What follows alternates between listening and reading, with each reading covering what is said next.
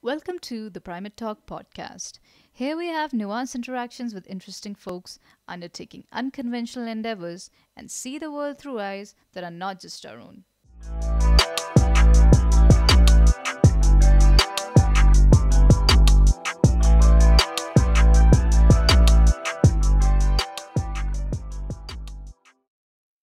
In the fifth episode of the Primate Talk podcast, I have with me my dear friend Sandesh Kini.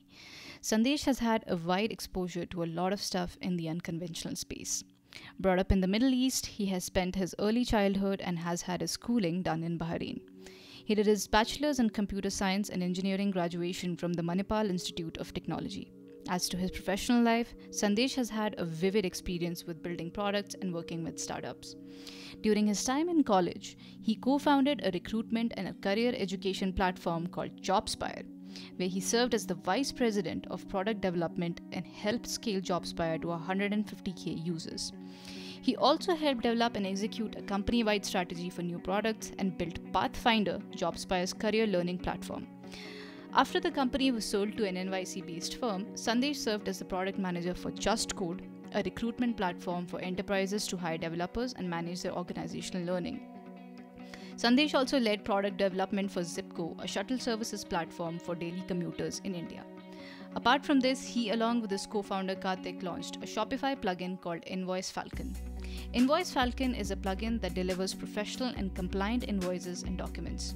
During his time with the product, Sandesh worked with his co-founder and handled customer support, web development, design, growth, and eventually scaled to 4,000 plus merchants in half a year. Invoice Falcon was also the staff pick of the week in September 2019 and for a while was #1 invoice app on the Shopify App Store with 180 plus reviews. After having an interesting stint with Invoice Falcon, Sandesh moved to Canada and is working as a senior product manager at Shopify. Besides this, what's interesting to note is his transformational journey in the fitness landscape in 2013. Sandesh was able to go from 110 kgs to 72 kgs in a matter of 6 months, and over the course of 8 years has built disciplined regimes around fitness to sustain that change.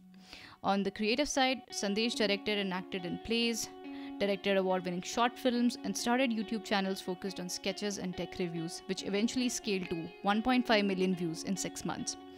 He was also involved in filming and editing a short film called Khat, The Letter, and worked with Captive, another short film that explores the struggle of a transgender trying to fit in the society. You can check out the links to these short films in the video description if you're interested. Besides this, Sandesh has had a YouTube channel called Beans Tech, where he would do tech reviews on hottest consumer electronics in the market. Eventually, realizing that his calling was in products, Sandesh took a diversion, and here we are. What's more, he did all of this without any formal or professional background. For Sandesh, it was his obsession with doing great and different things that led him to places. So please, tune into this vivid discussion on entrepreneurship, fitness, and creativity with our jack of all trades, Sandesh Kini.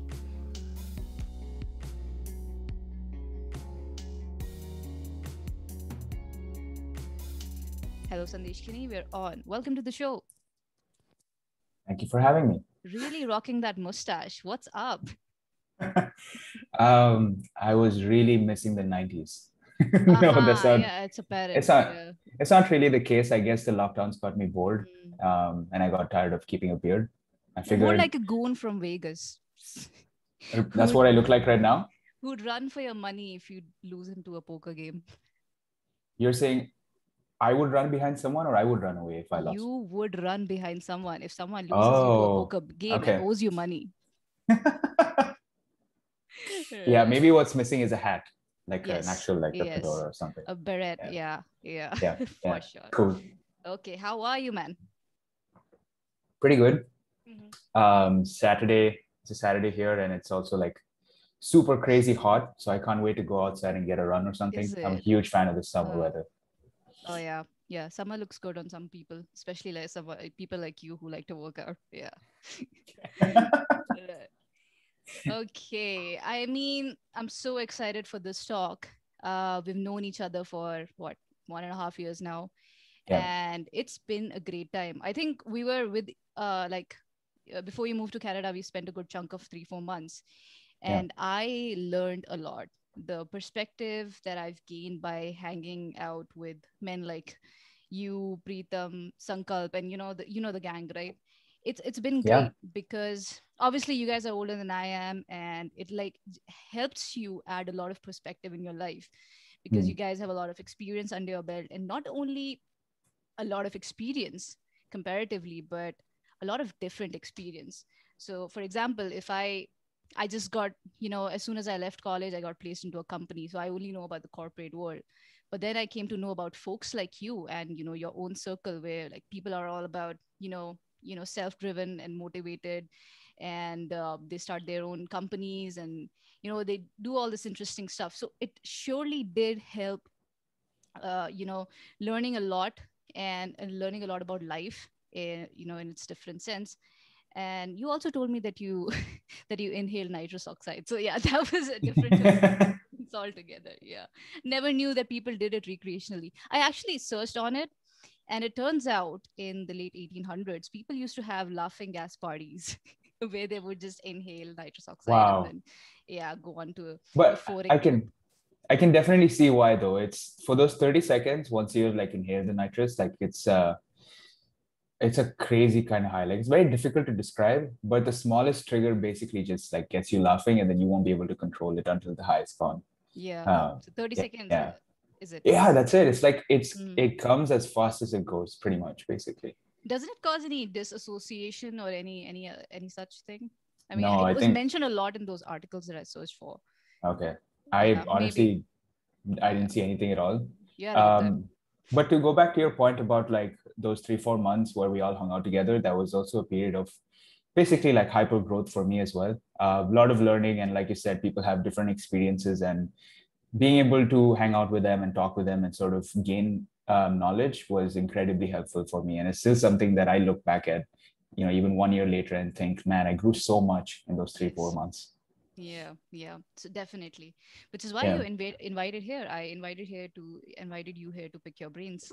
So Yep. lots to unpack here, because when I was researching on you, or even like what I've heard from you, it just it was just so much that I had to resort to the good old chunking.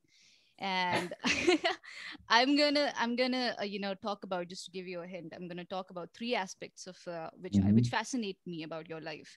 And one is your experience with products and startups, your transformational journey in regards to fitness, and then your hobbies like film production, cinematography, and all of that. So Yeah. we're gonna unpack all of that.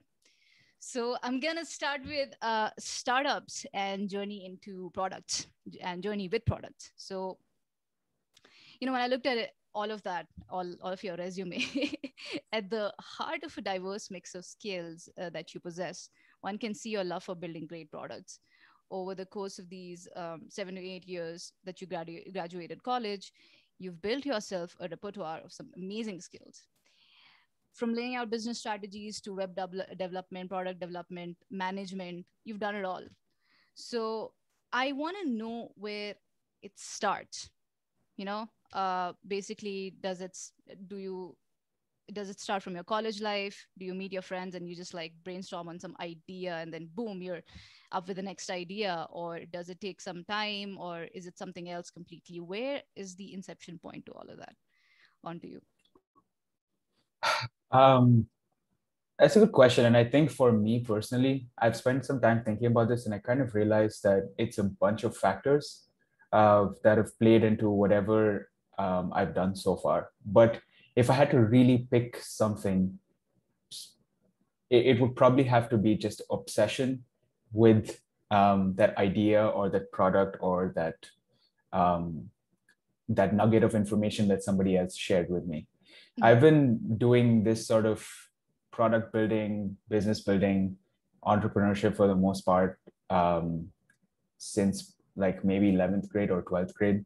Essentially, even in college, before we started our first proper business, which was JobsFire, I ran a whole bunch of other ones where we did short films and we did ads for other corporates and we made money. We also did a whole bunch of YouTube stuff in the hopes that we would scale it up and make that into a business as well. So essentially in every one of those, there was an idea that I had in my head about what we could do and how we could like build a business and solve people's problems.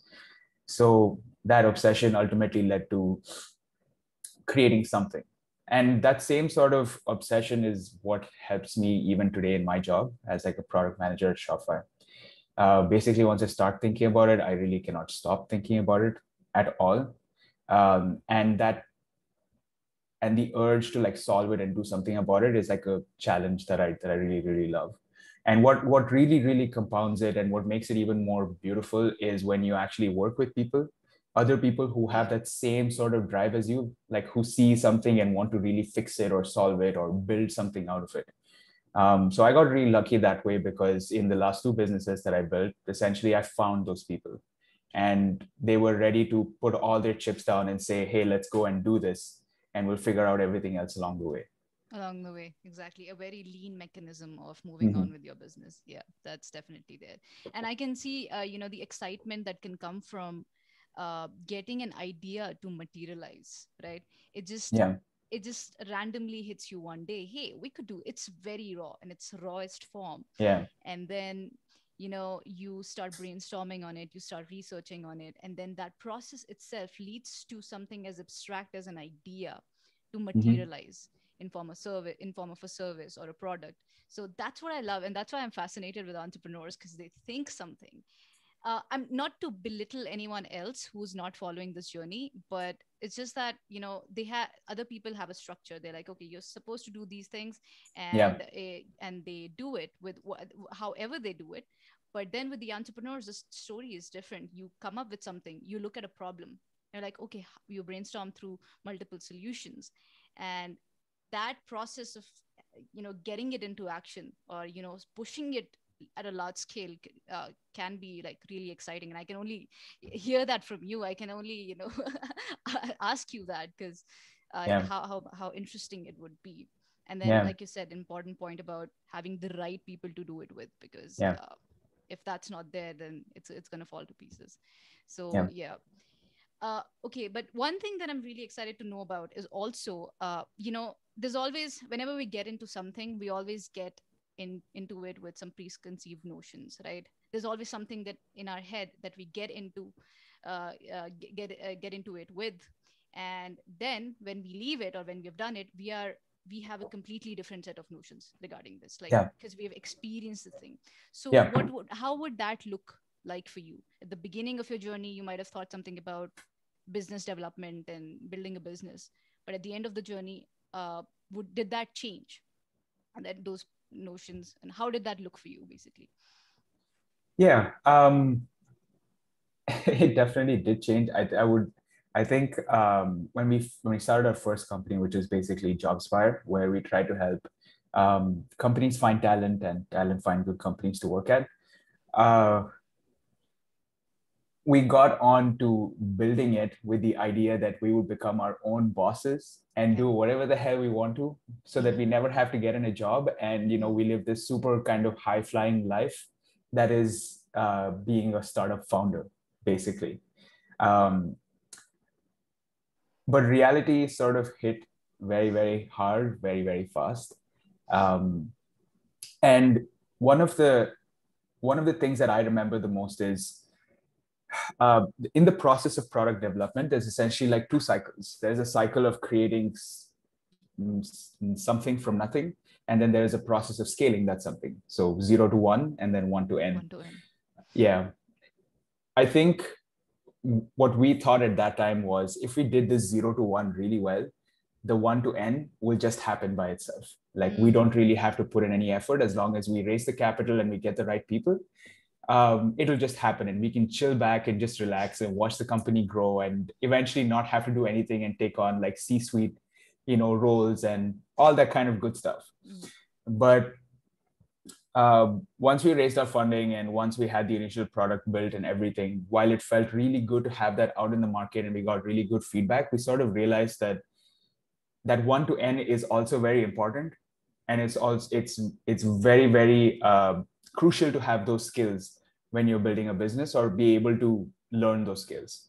The thing is that anybody can solve, especially when it comes to like technology startups or just in general, like building big businesses, anyone can solve a problem, like a particular problem. Like if you see someone on the road and they're experiencing something and you look at it, you would be able to probably figure it out. And in fact, anyone would.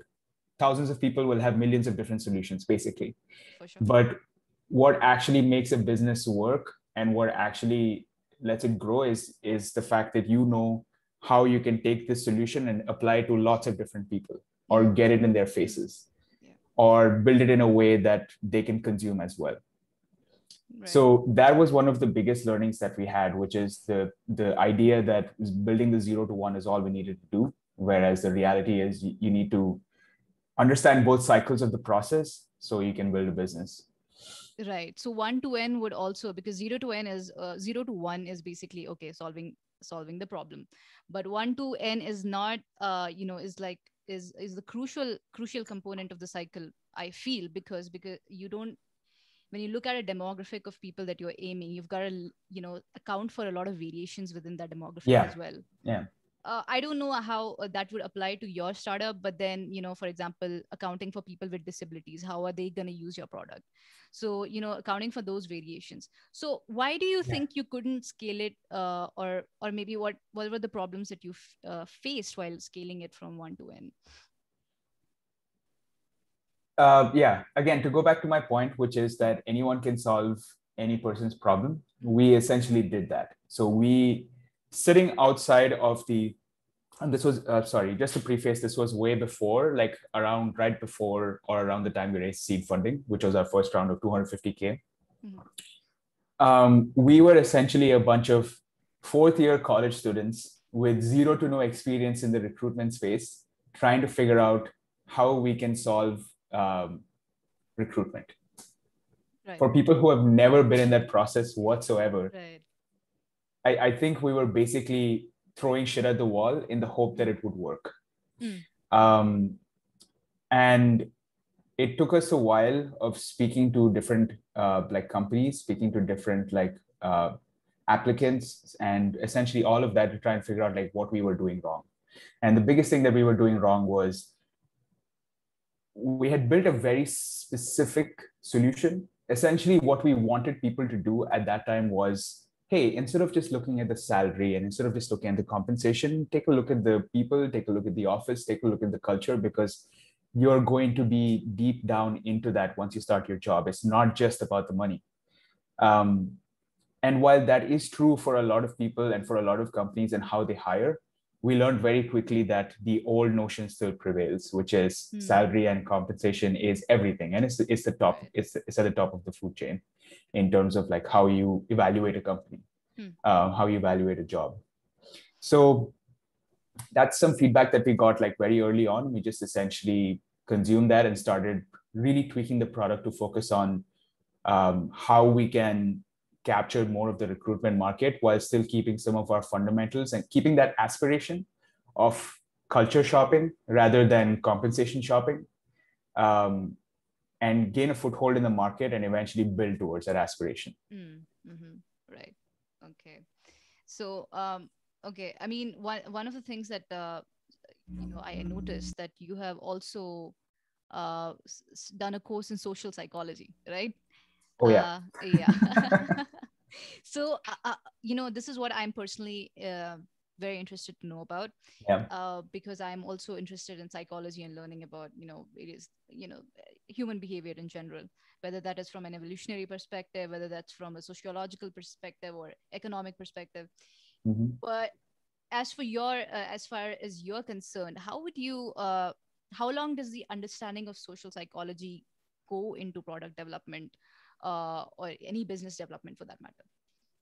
I would say it factors in quite heavily in product development.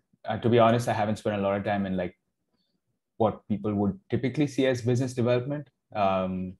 So purely from a product development lens, I think it matters quite a lot. What in the case of most software companies, essentially what they're trying to do is make people's lives easier, either save time or save money, or both. Yeah.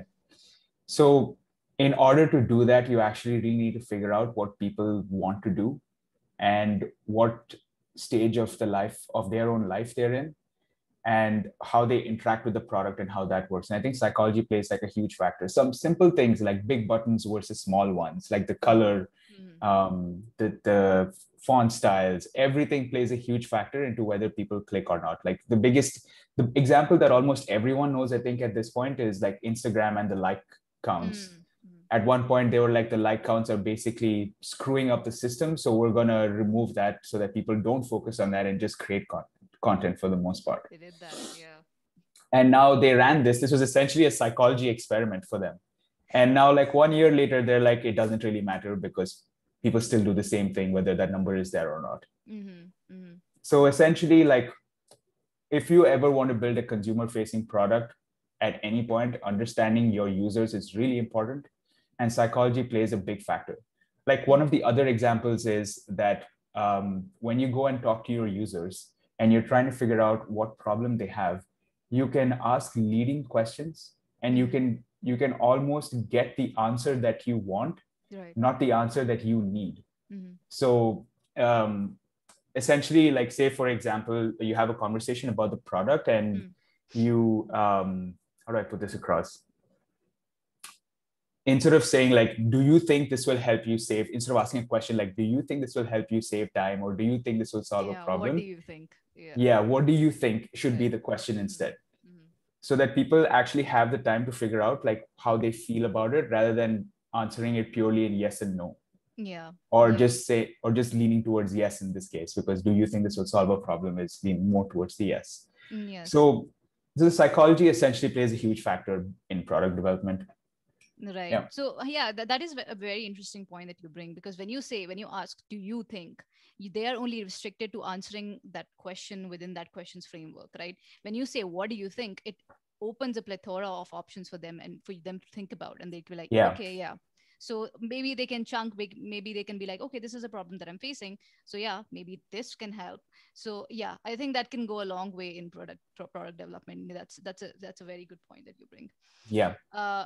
So basically, when you start at JobSpire, you guys took it from 0 to 1, face some problems, face some problems, challenges, scaling it from 1 to n, eventually sold to an NYC based firm, right? And then you had a couple of, you worked with Zipco, a shuttle services platform, build product development platforms for them, or whatever you might call it. And then the third thing that struck me as the most is something that I want to inquire into is the Invoice Falcon app, the plugin, the Shopify plugin. So I mean, a lot of people don't know about Shopify, who are not involved in the business, this ecosystem. So would you like get into some detail, or like even if you want to briefly touch upon it, about what Shopify is and what is the ecosystem or business around Shopify plugins, which is what I see you doing, what I saw you doing when you were working with Invoice Falcon. And Preetham also was the one who built on, was that Super Lemon XYZ? Super Lemon. And it was a huge success. So, I mean, could you acquaint people with this whole ecosystem of Shopify and Shopify plugins? It'd be great. Yeah, full disclosure, this is all credits to Preetham, because he's the one who got me into it. And also I work at Shopify now, so I can give you more details. But wonderful.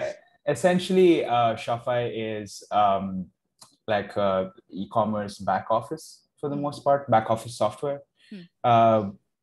If you want to sell online to customers, you essentially need a storefront. You need some way to be able to manage orders and customers.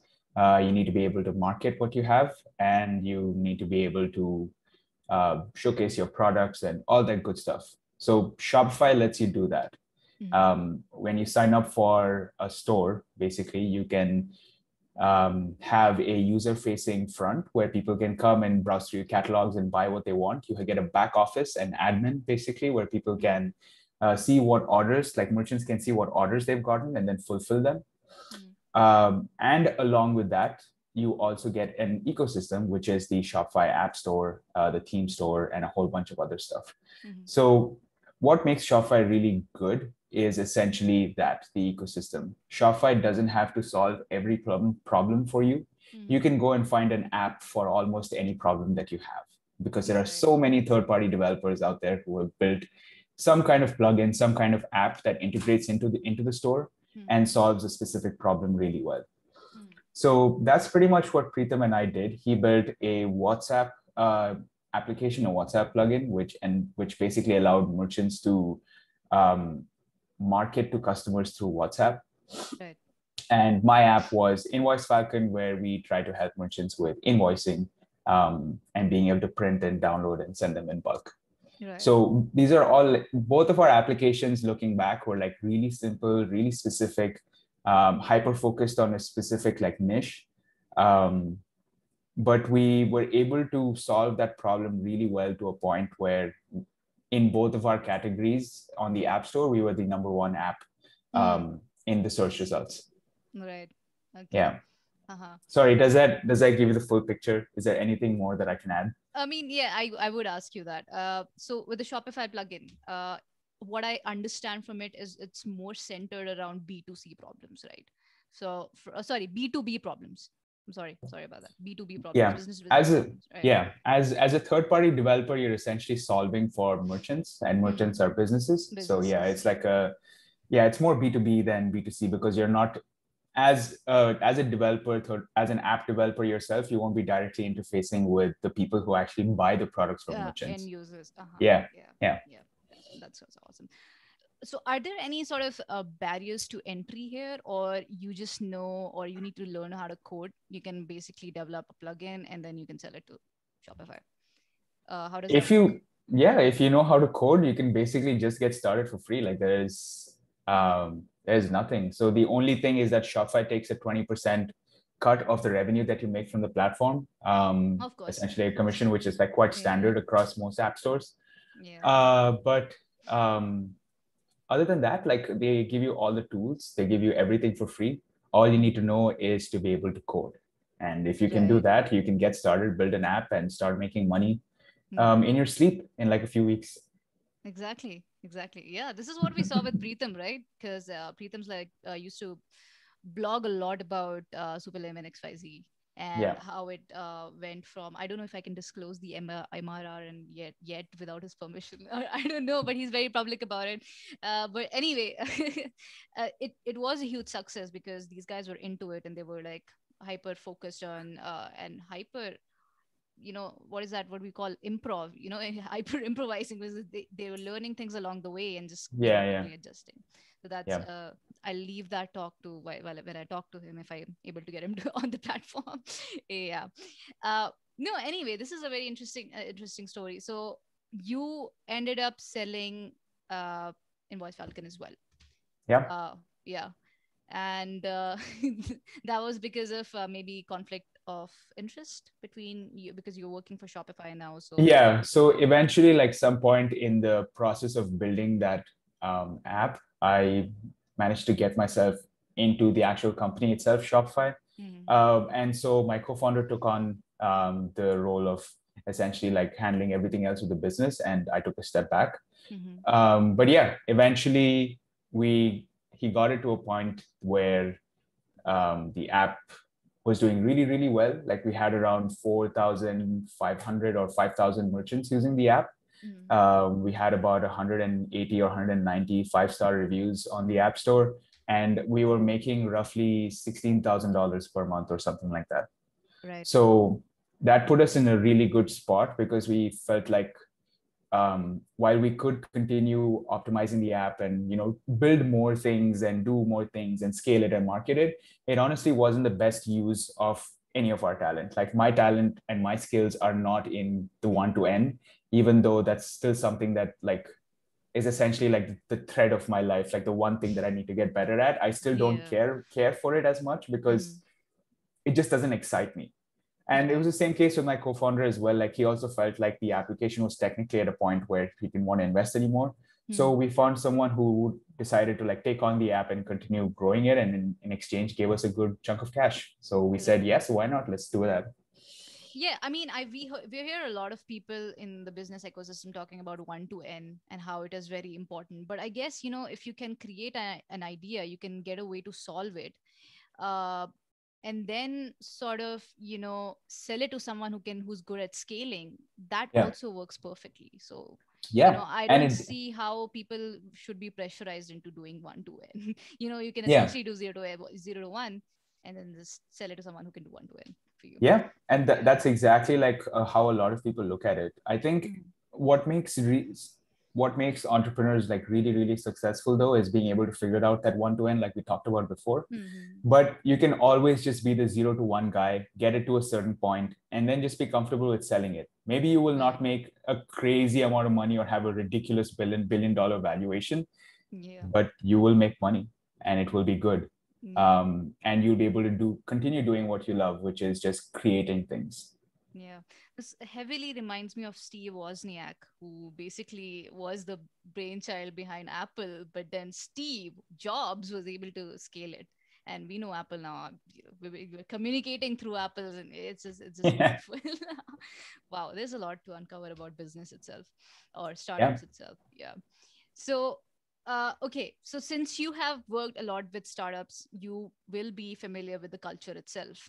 And this one thing that I'm also keen on knowing is how does the culture of a startup impact its bottom line, like the outcome, the ultimate outcome, as opposed to corporates which have hierarchies. So they take on a lot of things, and a lot of people are working on a lot of things all together, Hmm. which is why people don't see any sort of tangible benefit to what they're doing, because it's so huge that what they're essentially doing is very small, and they don't see that they're making any sort of impact, as opposed to startups where you're a small team, you're working on some problem, probably you're scaling it, or you're whatever you're doing.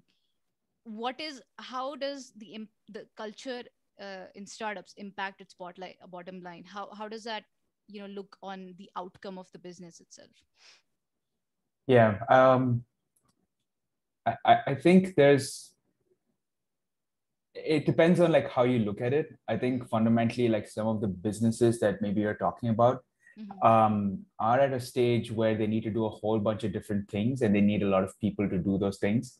Mm. In that situation, it almost always happens that an individual person in that hierarchy, in that chain, will never know like what they are doing and how it ladders up to the bigger thing that the company wants to do Right. or the bottom line. Just because like the impact is so distributed across so many different people. Mm-hmm. But in the case of a startup, startups live and die on being able to solve a problem really well. So, and the number of people are really, really small. So anything that anyone does will eventually, like they will be able to see how much it impacts the bottom line just because startups have to operate that way and the number of people are not that many. Mm. Like, that is essentially what people like, especially like self-driven people who want to work at companies, I think that's why they often choose startups because that impact is so obvious, Yes. right? More skin in the It's game, as you referred to it once. yeah, yeah. So there is definitely more like skin in the game in terms of like from a compensation perspective. If the startup does really really well and you are an early employee, Mm. you are set to make big bank Yeah. if you stick on for a while. Mm-hmm. But beyond that, I think because like self-driven people ultimately want to see that impact and ultimately want to see like how the work that they're doing, like they want to see it very clearly, they end up picking these startups because um, just the focus on the problem ultimately gives them that feedback really well. Right. And it must be fun too, because I know, I don't know, I just saw your remarks on it in one of your Medium blogs, and how excited you would be to just, go to the office. You could essentially do your work, you could work from home, but you were like, I would just like be so excited to hop into the cab and reach. And it must be really fun because you're networking, and, you communicating on the real time, because all of you probably are centered, or are located in one place, and then Hmm. there's a lot of real time communication. You don't have to wait, and then it's I can only imagine because I haven't worked at a startup, but yeah. Yeah, startup Yeah. culture is it's definitely not for everyone though. Like Mhm. say for example, you're the kind of person who just likes doing things by themselves, taking a little bit slow, Mhm. or you just like want to do things at your own pace. A Right. startup is definitely not the place for that whatsoever. Simply because ultimately because it lives and dies on solving that problem. The Oh, pace of that's the innovation case is with corporates as rapid. well. It's that's the case like everywhere, I Hmm. guess. Yeah. I don't know about that. Like now having had some sort of breadth of experience, Mm-hmm. um, I don't know if that is the case at all. Yeah, I mean, like, I don't know. I just feel like at your pace, you definitely can. I can see how, it impacts the bottom line and the startups, and how it impacts like how you want things to be done at a very fast rate because you have to make it big. But I just feel like, I don't know, in corporates, it's more like you just get it done. You just get it done in time, even if it's the, even if it's the more time, even if you have Yeah, more time. Yeah, you just I get it think done. You need yeah. to, So definitely like deadlines exist across yeah. both types of companies, but Mm. I think what I was trying to put across is that a startup is more chaotic. It's way Ah, more chaotic yeah. than working at a Mm. corporate. Like there are essentially any company beyond a point when it has like 1,000, 2,000, 3,000 people, processes are in place. Mm, And yeah. even though things change a lot because a company can be under threat, it can be going through a rapid pace of like hyper growth and all that kind of stuff, like things can change, processes are still there. So the Mm, amount of unknowns that could potentially happen is just less by definition because there's a process in place. yeah. Whereas in the case of startups, like things are just a lot more loose. You might be working on something and then one day you just come across this nugget of information that says the complete opposite, and then Right. all that work is tossed and now you're working on something else. Or some Yeah. customer reaches out to you and says, hey, I need this feature by today, otherwise I really can't use your app moving forward or business Mm, moving forward. And mm, essentially you are going to spend that entire night like trying to fix that problem or trying to solve it, or being with a group of people who need to, because that's what the culture is about. And maybe if you don't do that, you essentially end up losing one of your biggest contracts. right. So Right. Even I things like think litigation. Sorry, continue. yeah, no, sorry, go ahead. No, even things like litigation. For example, it's like people would think that it's easier to just get a product out there, but then if Mm-hmm. you're if you're scaling it to other countries, you need to understand their laws properly. And I feel like corporates have figured it all out because they have like these teams working on law Yeah. itself. What are the legal local laws of that Mm. country? They understand probably, with how with EU it is like GDPR is there, so you've got to like have a very sound understanding of it. Mm. Unless otherwise, you're going to just end up paying a lot of fine. So those these very things, I think you're right about that. You're completely right about that when you say that they have processes in place. They have everything. They're following everything by the book. Whereas in a startup, you might be trying to just solve for one thing and then the other would pop up and then you'd be like Yeah. okay towards that direction. So yes, I can understand how Yeah. it's it Yeah. can be chaotic. Yeah. Yeah. So yeah, chaos is definitely not for everyone. I think Yeah. Yeah. Some it people has to need be a conscious a choice. framework. Yeah. Yeah. Right. Okay. Speaking about frameworks, the second thing that the second biggest thing that is like one of your USPs, I think, is your transformation. So we're gonna be getting into the discussion of fitness and transformation. So Yeah. this is the jaw-dropping thing that I've been wanting to discuss since the beginning of the. I'd be like, let's rush through products. I just want to get into this. I'm kidding. So your metamorphosis is awesome because I've seen the before picture and Mhm. how you were back in 2013, and I'm really curious to know how you, and I'm sure a lot of people would be curious to know how you went from 110 kgs to 72 kgs in how long? I think it was like 6 months probably. 6 months. Okay, Yeah. yeah, that was a major transformation because oh my god, I don't know if I'd have the if you'd give me the liberty to put up that picture, and so we could actually show people then and now. But Yeah. people, even if he doesn't give me the permission, I have to tell you it's a huge, huge, huge difference. So we're gonna unpack that, unpack exactly that. So let's start by rewinding a bit. Like in college back in 2013, you weren't in a good shape and you were Yeah. in the grips of certain horrors to the human body. You mentioned you went through obesity, hair loss, and that you grappled your own share of insecurities that was bound to come up because of your physical, problems. Yeah. But I want to take another step back. I Mm-hmm. want to start from your transformation. I want to start with, the obesity, let's say. What do you think were the genetic or lifestyle factors that went into it, that got you in that place in the first place? So that got you there in that first place. So what how, if you remember, what got you there, and then maybe we can talk about the transformation uh, after that. Yeah. Yeah, I think like the biggest thing that got me there was just um, yeah, there are probably two things. One of them is, and they both play into each other, which is quite sad now that I look back and think about it.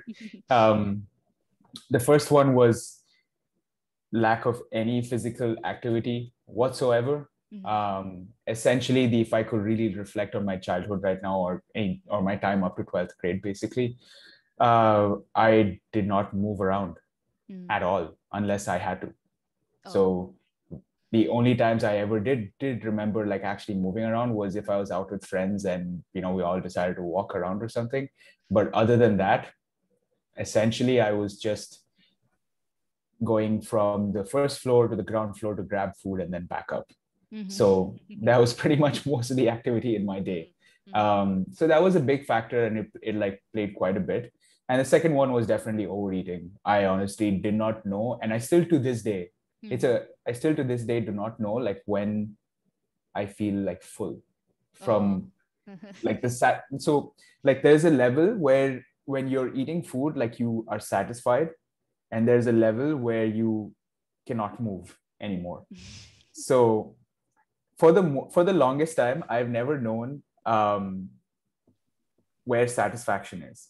So I Right. would always keep eating and eating and eating up until a point Mm. where I could not move. And so basically because of that, I ended up like in 2013 at my peak weight of like 110 kilos. Right. I think, Um, yeah. yeah. Sorry, go ahead. No, there is, I have actually studied this phenomena. I don't know if it's your leptin or ghrelin. It's either of these, if Yeah, I yeah, remember yeah, correctly.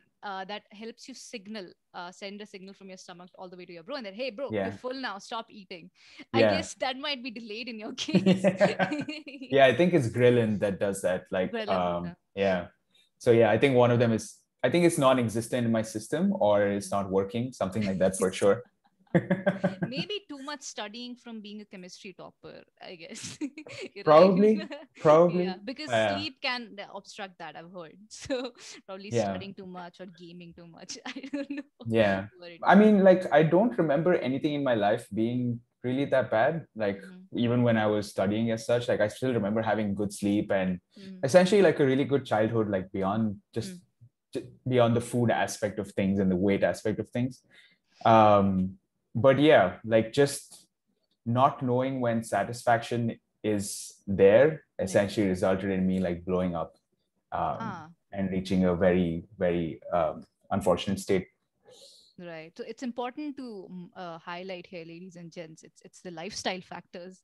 Yeah, Yeah. hair loss could be understood from a genetic lens, but the obesity part was more of a lifestyle factor, and it was more of something that was in your control.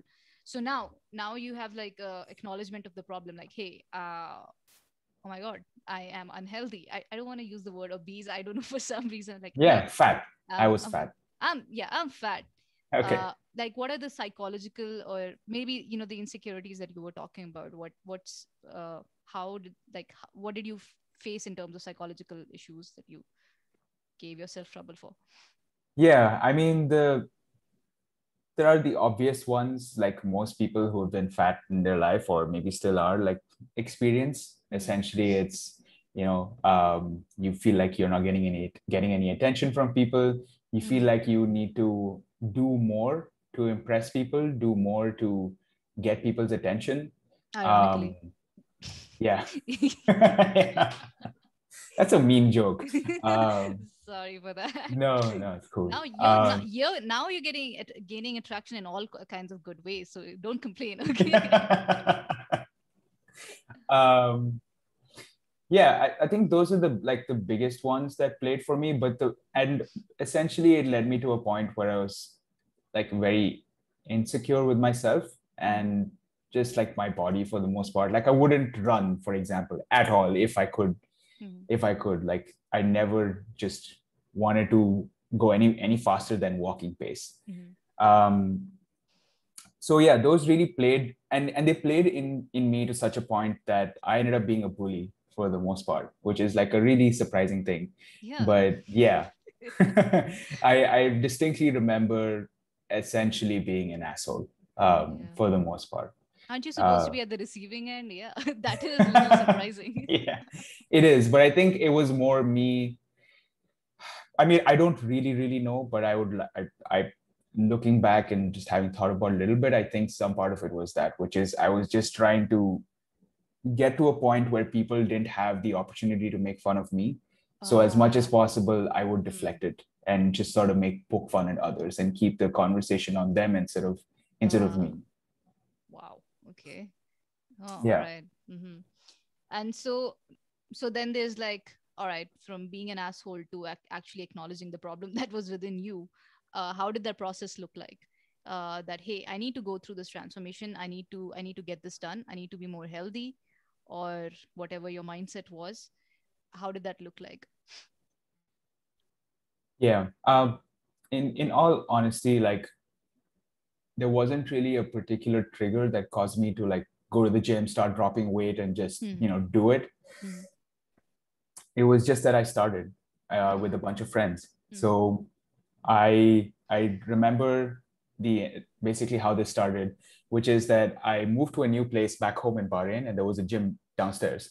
Mm-hmm. So I just started going to the gym and lifting weights. And I thought at that time, I don't have any muscle, but I'm also overweight. I was like 95 or some kilos or something at that Mm-hmm. point. So I thought I'm going to go and put on muscle. And I read or remember reading the only way to put on muscle is to eat more. So essentially, I started going to the gym for 1 hour, 4 days a week, and I ate pizzas almost every day. And Hmm. that's how I ballooned up to like 110. But Hmm. I still really, just having gone to the gym a couple of times, I really Hmm. like fell in love with it. Like just the idea of going there, lifting weights, listening to some music, and just Hmm. letting loose for a bit. Um, and that carried over into college when I went back after the summer break. Hmm. And I met a bunch of people there who were essentially ripped and jacked out of their mind and had like a ton of experience like lifting in the gym. For some reason, which I don't even know what it was at that point, I managed to be a part of their club of like people going to the gym, eating a bunch of eggs and all that good stuff. Hmm. So I started it. I started doing that. And the more I did it, the more I wanted to do it. Hmm. Essentially, it was a process of like feedback reinforcing itself reinforcing Wow. itself in my mind. Hmm. So it wasn't really a trigger like, oh shit, I'm a bully, or oh shit, I'm overweight, or anything like that. It was just that I did it and I started seeing changes in my body. I started seeing changes in the way I was feeling. Hmm. And I just wanted more of that. And I made that into a goal ultimately. Oh, So okay. Hmm. that's pretty much like how it was. I lost my first kilo and I was like, I can probably lose more. Hmm. So then I had a mirror and I had a whiteboard marker, and then I would essentially write, this is my target weight. And so Ah. every morning I would wake up, measure myself, write it down, and it would be like a line where like this is the weight that I am and this is where I want to be. Hmm.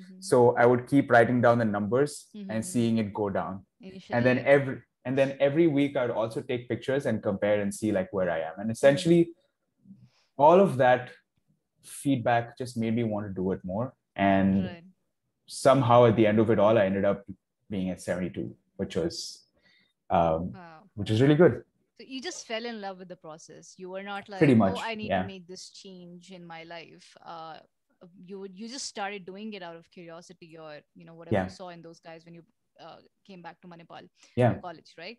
And Yeah. just out of And curiosity, you started and you fell in love with the process, and that's how you just lost so much. yeah, Yeah, so much. 28. Yeah. 28. 20. Yeah. Yeah. Right.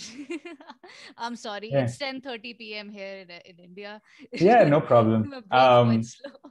Yeah, but I think the other, I mean, like some part of it, was taking the pictures and stuff, but I also cannot deny that, like, finally seeing like biceps, or finally seeing like, some sort of chest, or some sort of like muscles in my legs, essentially, it felt good. It felt good to be able to just like be able to go somewhere and just flex and be like, yes, look at my Right. arms. They're so beautiful. I know. Yeah. And, No, that's you know, wonderful. yeah, Yeah. So one thing is, okay, you were able to lose kilos going through that entire process. The other thing is sustaining it. Again, yeah, like if we draw corollaries with the 0 to 1 and 1 to n example, 0 to n is, great. You can make a yeah, change. How do you sustain that? So at any point of, I can understand, the costs that are associated with a workout regime, any kind of costs, even financial yeah, costs or any sort of like costs that are associated with, which can dissuade people from following it mm, for such a mm, long time, as long as you have at least what, 8 years. mm-hmm, It's been 8 years, right? So for example, people would be like, hey, I am required to spend a lot on my protein intake, because protein is necessary when you're breaking muscle and building muscle, right? right, right, And they might be like, okay, because our food requirements are not, or the natural food, the natural food, it doesn't exist in that quantity as much as is yeah, required, right? yeah, So even if they don't want to spend on protein powder or things, supplements like that, they're gonna have to end up spending somewhere in order to uptake that, yeah, up that. So this is the cost. Then second is general motivation levels. It's you, unless you are a Michael Phelps, that swimmer guy who does swimming 360, who used to do swimming 365 365 days a year. mm-hmm, I mean, for people or general people, it's a little difficult to sustain that motivation. So that's one yeah, cost.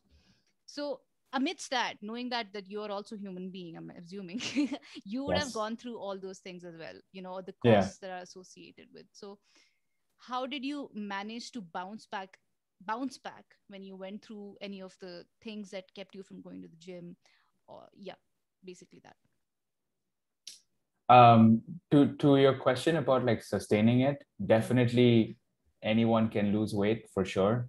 Sustaining it is a challenging thing to do, Mm-hmm. but ultimately, what will help you succeed in that is making it a lifestyle. So just to like set some context, I've been it's been 8 years since I lost the weight. Essentially, I've never gotten back to that weight ever again. Mm-hmm. I've gotten bigger, but only bigger in the context of actually putting on more muscle and Right. just generally being able to gaining any sort of size from bodybuilding. Mm-hmm. Um, I've made it a part of my life now, and everything that I do in my day rotates around being physically active and getting the food that I right food and the right amount of sleep. Mm-hmm. So these days, I essentially do 1 hour of walking every day. Mm-hmm. Essentially, it's like it's a no excuse thing. Grab a coffee, get out for a walk for an hour, and then come back. So that way, I've at least burned like roughly 250 to 300 calories, gotten some close to 7,000, 8,000 steps in. Mm-hmm. And then the food that I eat is also like very focused on more protein, more carbohydrates, and also like a good amount of fats so that my hormones don't get fucked up. Yeah. Um, so this is like a day in, day out process for me. I give myself like 1 day in a week where, if I feel like eating something, that's gonna make me fat Mm-hmm. or make me feel like shit, sure, I'll go ahead and do that. Mm-hmm. But for the most part, essentially, I am eating almost the same foods every day, and I'm getting my workout in, I'm getting my training in. I go and play a whole bunch of sports. I go and like essentially walk, do boxing, anything that I can to just stay like physically active. And Mm-hmm. that's pretty much like how I've sustained it, making it a part of my lifestyle. In terms of like cost and motivation, it's actually a really good point that you brought up. It's something that I never thought about before. Mm-hmm. But I didn't have the money back when I started Mm-hmm. to build my body. Like Right. protein is expensive, like Mm. especially if you want to, Good quality protein. Yeah. yeah, good quality protein. Like essentially your good quality protein, either like the highest quality protein is from animal meat. And then there's a second tier, which is, your eggs and whey isolates and all that good stuff. Mm. So if you want to be having like high quality protein, it's going to be expensive. Mm. You can just make food for like a couple of dollars, just like by buying some vegetables and cooking it up in a pan and having it. But if you want to have food that will help your body grow, and if you want to build like muscle fibers, you essentially need to have meat, and that itself is going to make it more expensive than Right. like twice as much in terms of cost. Yeah. So when I started, like what we used to do, we still needed the protein. So what we used to do was eat a whole bunch of eggs, basically. Mm-hmm. So we used to eat, I think I remember we used to eat probably like 15 or 20 eggs a day, Holy shit. probably. Holy Yeah. shit. And these are My not in omelets or anything else, just like boiled eggs. boiled eggs. Yeah. Oh no. With My just nose like a starts bleeding after 2 eggs that I have. Per day, 15 eggs. Whoa. yeah, that's all we used to do, because like getting like chicken and all of that, I didn't have that kind of money at that point. Like, not to Mm. say I was poor or anything like that, but just I was Mm. a college kid. Yeah. And as a college kid, I didn't get that kind of allowance to be able to go and like buy the foods that I want. So that's how I used to do it. And in terms of cost, like definitely like whey isolate, just any sort of whey is like very cheap in terms of like dollar per pound of protein or Mm. scoop of protein. Mm. So that was one thing that I had as well. But essentially, that was my cost of maintaining the lifestyle of losing weight. Mm. But now my costs have shot up like exponentially. Right. Essentially, Mm. now I'm eating all the high quality proteins. I'm investing in tons of supplements. I'm Mm. investing in basically anything that will give me like an edge in terms of like working out and training. So Mm-hmm. while the point that I'm trying to make here is like, while ultimately cost is a factor in terms of like changing your body, Mm-hmm. um, don't let it deter you, because you can go and eat eggs. Right. Yeah. Yeah. But doesn't that, I mean, I'm just curious to know because anything in excess is bad, but that depends upon what your excess is and what my excess is. But Yeah. doesn't it have any sort of ill effects on your body, like having that many eggs? Because I don't know. I think I've heard that it can heat up your body. I don't know. I just want to know from your own experience. What did you actually experience after taking those many eggs every day, 24/7? Yeah. Sorry about that. Mm, Um, I think we only did it for 6 months, so I don't really know if there mm, could have been any long-term effects. But I do know that in general, you shouldn't be having that many yellows, mm. that many like yolks, because it can fuck up your cholesterol. Cholesterol levels. Yeah. But that is what I know from like general folklore. So I don't really know if Mm, that's a yeah. thing or not. Haven't Um, experienced it firsthand.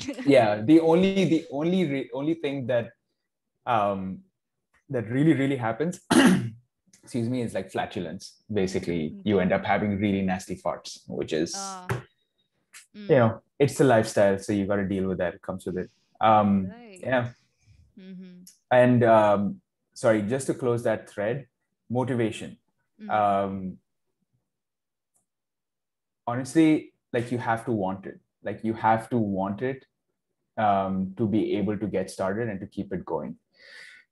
Not keep it going, to get started. The thing is, if you are motivated to do something and it keeps you, and that thought is in your head, you will eventually do it so many times that you'll build up the discipline to be able to do it. That's pretty much like how I right. reached here. Mm, um, I had some motivation. Essentially, my motivation was I really love doing this and I want to like keep doing it because it feels good to me. mm-hmm. And eventually it reached a point where today, if I don't go out for a walk, if I don't get in some kind of workout, no matter what time of day it is, Mm, I don't feel good. right. No, So no, that is so that's true. Yeah.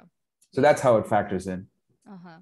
No, but in terms of okay, like there's another lens that I want to look into because you Yeah. just basically paraphrased or Elon Musk when he says that if you love something badly enough, you don't need motivation and all of that. So Mm-hmm. which serves well to your point as well. But in terms of major I'm not asking you to explicitly describe what might have happened in your life, but any major gaps through any sort of personal conflict or anything where you stopped and then how did you get back in again?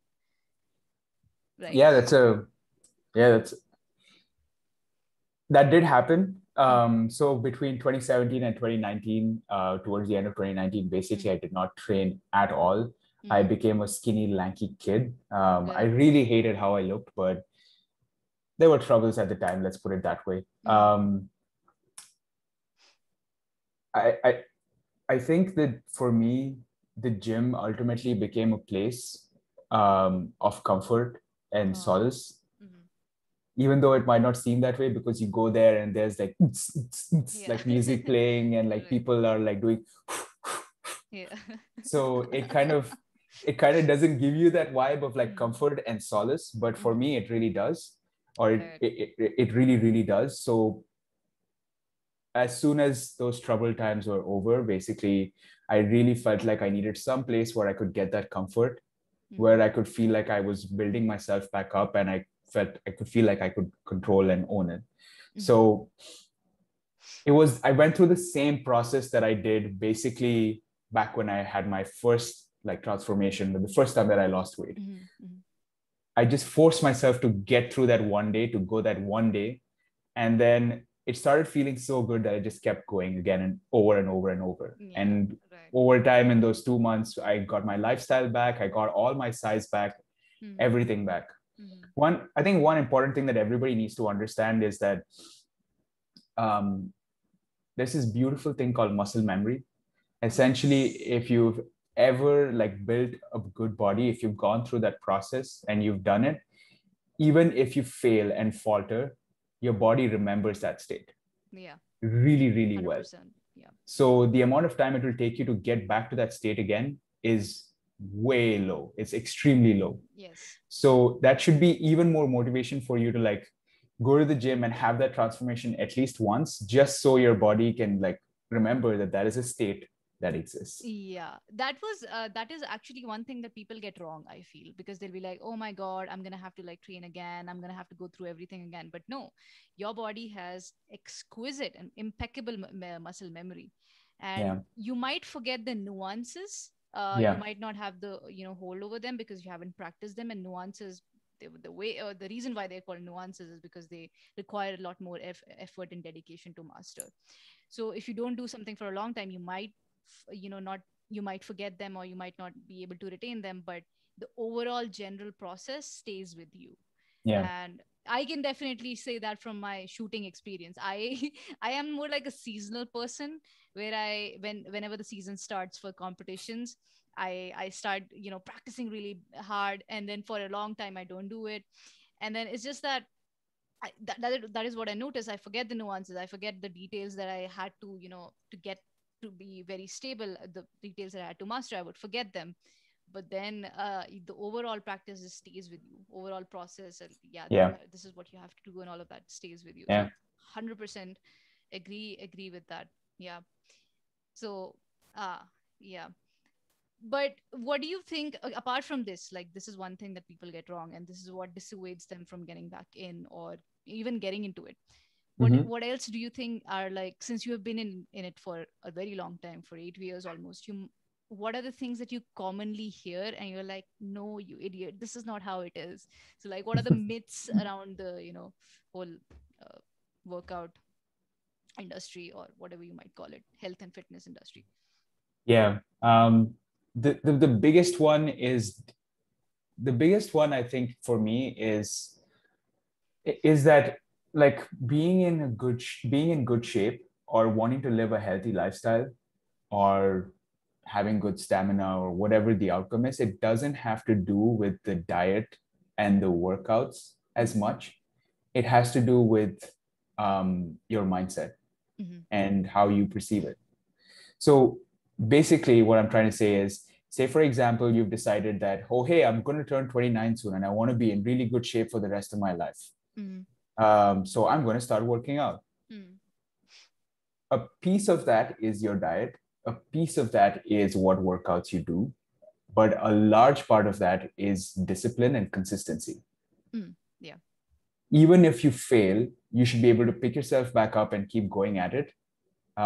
because ultimately the results over time is what will get you to the goal that you're looking for. So like you can go and pick out any diet out of any from like whatever anyone else has written. Like there are so many different diets. There's like the carnivore diet where you essentially just eat mostly meat. Paleo. There's paleo, there's keto, there is a balance, there's anything and everything, and all those diets have their places and they work really well depending on like what kind of workouts or what kind of goals you're chasing.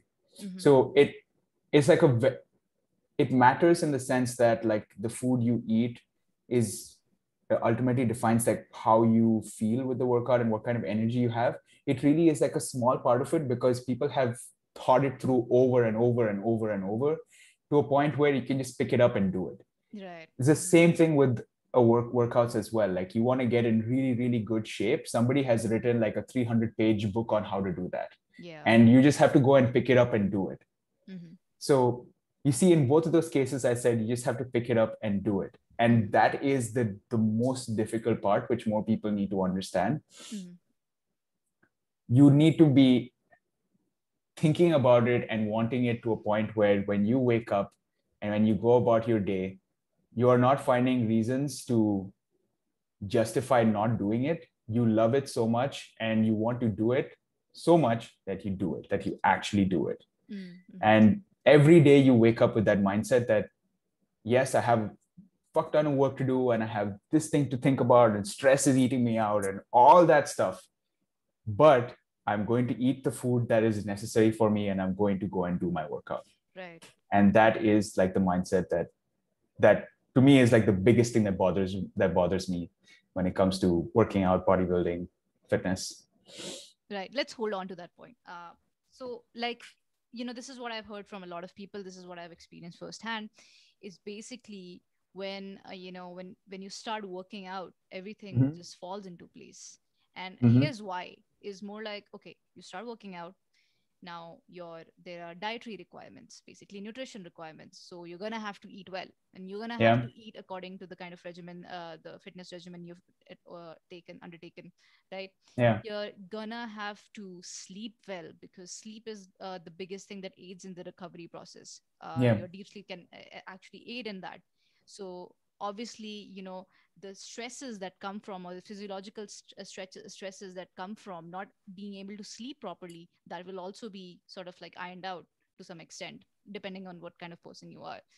Then there are, basically, when you do that, now when you take care of rest and recovery, whatever that is, when you take care of that and you take care of your nutrition, now your entire physiology is basically balanced out. It's more even. It feels good. Yeah. So that aids your mental well-being. So that can reduce stress, which can also help you feel more productive, right, in your work. This is anecdotal experience that I've, heard from a lot of people, experienced it myself. Now, I want to understand it from you. Basically, how does developing a disciplined fitness regime spill out in your maybe work? Like, how does that help? Does that spill out, or maybe you're like, okay, I feel productive today because I lifted weights, so I feel good today. Hence, I feel like I'm more sharp and I can get things, done quickly.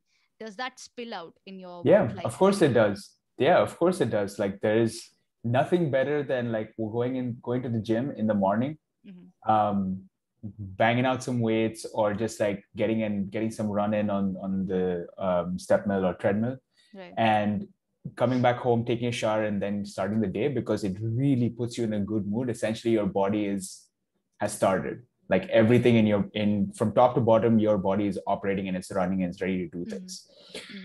But aside from that, like the discipline and the mindset that you acquire from training and being able to diet and all that stuff, like really does affect like how you work.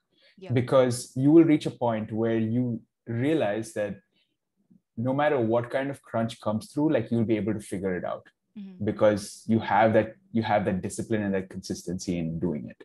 Right. Right.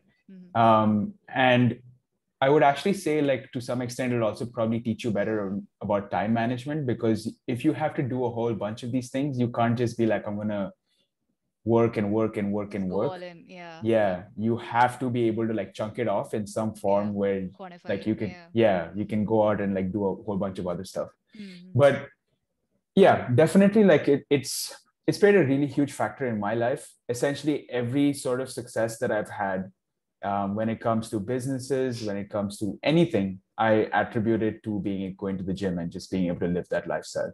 That's where I learned that I have. That's where I learned that my calling card is basically willpower. Like Right. I can force myself to go through a lot of things, Mm-hmm. and that only comes from like training really, really hard. That's awesome. That's 100%. Yeah, Yeah, that's 100% true. And I think if people got that, like people like, "Oh, my life is so stressed. I can't hit the gym. I have enough things already in my plate." I mean, if you actually follow this for a time, you will get better at it, at handling that stress, and the stress will, I'm not going to say that it's going to go down 100%, but it's going to come down, and it's going yeah, to help you live a better life. And yeah, that's there and everywhere. Yeah. yeah, I think so. I think one of the things that people need to get better at is saying no. Mhm. Just Right. in general, say no to more work Mhm. and say no to like work controlling your life and all that stuff. Instead, just do the things that you need to do. Like you can make Yes. the time as long as you're okay with saying no. The thing is, a lot Mhm. of people don't because it's just a Right. very like the word itself. Like even when you say no, it's like, ugh, no, I don't want to say that. Huh, But because that closes a lot of doors for you, even like yeah, evolutionarily and it can speaking. be, yeah, Yeah. and it can be like for the most part, it's almost always like perceived negatively. But Yeah. like no is one of those powerful, like really powerful words that you should be using more of. I honestly don't see enough of it. I think people should Yeah. use it. That's there. And I think with the pandemic and stuff like that, those lines become blurred. But because at least like Yeah, back then, you'd be like, okay, I have to catch my bus, so I need to leave now. This is it. I'm yeah, done. Right. yeah, But now with the whole work from home thing, people are like, oh my God, we have abundant time. So they just go and they don't realize. It's yeah, just like you eating and not knowing when to stop. It's just like that. yeah, It's just like that with people, pretty that much. they don't realize that they're working a lot, and there is some amount of diplomacy that they could adopt, or any sort of like cleverness on their part, where they could actually Hmm. say no and be able to adjust their lives into, like, I can understand it can get difficult. See, I can Yeah, only speak from my point, so I'm not saying that it's you're stupid for not thinking that. I'm just saying that take a good hard look at the variables around you and just see how you can play around with them, at least to adjust the lifestyle factor into it and live a better life. I yeah, understand everything. I work with my client and I can see like how loaded they are with work, but then I'm sure there will be like a better way to just do it, or just better way yeah, to say no, maybe, or put a line somewhere, yeah, especially when the lines have been blurring. So that's a very good point that you bring in. yeah. um Ultimately, I think just like to whoever is listening, how many ever mhm, people listen, mhm. ultimately the point is you need to get started. Yeah. Basically, Mhm. there are a lot of variables that will come into play for sure. Just like with anything else, like when you fall in love with it and you obsess over it, there are so many different things that you need to think about. Mhm. But to me, those are like very, very minor details. Ultimately, what you need to do is to just get started. And when you do get started, when you start seeing that feedback, when you start seeing progress, you will want to do more of it. And Right. then from there on, it's just a matter of doing it consistently every day. Right. And you'll figure out your way eventually. So you only have to start. Then you're going to figure out your way through constraints. You're going to figure out your way, Yeah. because human mind is brilliant. It learns Yeah. to figure out, but it needs some impetus. It needs some stimuli. Anyway, okay, so this has been interesting. Now I want to get into some technicalities as well, like technical things, like Yeah. what is your fitness regime like? Is it more cardio based, cardio intensive, or more like weight training? Yeah. How do you balance it out? Where do you think what is important for whom? What is important? Briefly, like if you can Yeah. go that. So these days, like gyms are shut here.